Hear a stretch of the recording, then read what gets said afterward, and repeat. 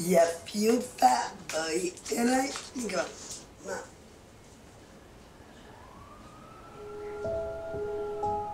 אני ידעתי שאני הולכת להיפרד מדבר שהוא הכי יקר לי בחיים. אני הולכת לבית סוהר עם לב נקי, טהור. שקט. אני מכורה לסמים. אני צריכה להחזיק את הבית.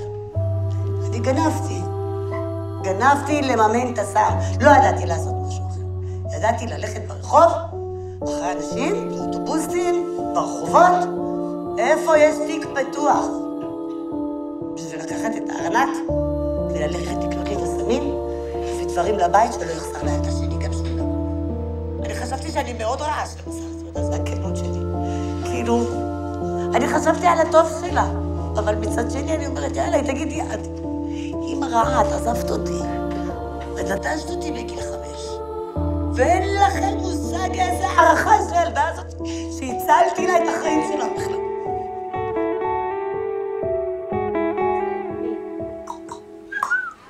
knock knock, who's there? מי שם?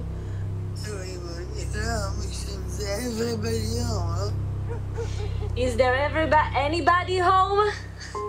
אין, ריק, הבית הזה ריק. הבית הזה מפוצץ, בגלל זה הוא ככה, הוא לא ריק, נו. כמה פעמים הייתה לי תקופה שאמרתי כבר, אולי עדיף וואי, ואני מרגישה נורא שאני אומרת את זה, אני אומרת, אולי עדיף שהיא כבר תמות. שיהיה לה שקט, היא לא שקטה, הנפש שלה לא... כל הזמן בחיפושים, בריצות, אין לה רגע של שקט באמת. ואולי אם היא תמות, אז יהיה לה שקט. כי היא לא מצליחה. לפני שנתיים, סידני הרימה לי טלפון. כשהיא באה אליי לבית, היא אמרה לי, ממו, אני מזכירה דירה בתל אביב, אני רוצה לגור איתך שנה. אתם יודעים מה נהיה לי? אתם יודעים מה נהיה לכוכי? בוקר טוב יפה.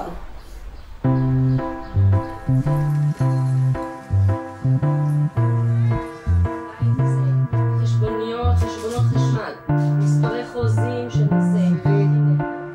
בוקר טוב. ואז בבוקר אני הולכת לעובד שיניים. אני כאילו מרגישה שהקשר הזה שיש לי איתכם, לא רק איתך, עם כל אחד מהאחים, הוא כאילו מגיע ממקום אולי יותר עמוק מאחים ביולוגיים, כי אני לא יודעת מה זה אח ביולוגי, אני רק יכולה לתאר לעצמי מה זה, אבל הנוכחות שלכם בחיים שלי נתנה לי כנפיים. לא, רגע, שנייה, בואי נלך רגע צעד אחד אחורה. אני מכירה את אמא שלי קצת יותר טוב מ4-5 חודשים של שיקום. עברתי איתה 31 שנים של שיקום. אבאלה, כן. אתה יכול לפתוח לי את הדלת בבקשה? וואלה. איפה זה? את לא מפילה על אף אחד בחיים האלה, מעשים שאת עושה בעצמך ואת בוחרת. גם אם זה היה לך פה בעיניים, פה. ילדה שלא נולדה לנו, אבל יש לה את הגנים שלנו בכל זאת. אני נולדתי לכם. את לא תביני, אמא, תעזבי אותי אם לא תביני את את לא תביני, לא, את בסדר, אני לא רוצה להבין, תבינו. לא יבין. אני לא מנסה להבין.